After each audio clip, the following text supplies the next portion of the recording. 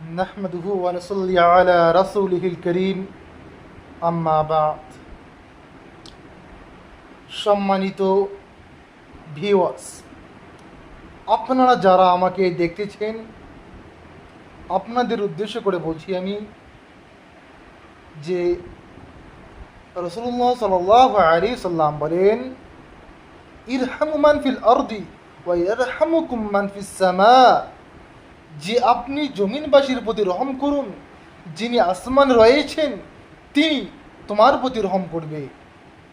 রাসূলুল্লাহ সাল্লাল্লাহু আলাইহি সাল্লাম বলেন যে শ্রমিকের ঘায়ের গাম শুকিয়ে যাওয়ার পূর্বে তার পাওনা, তার মজদুরি বুঝিয়ে দাও।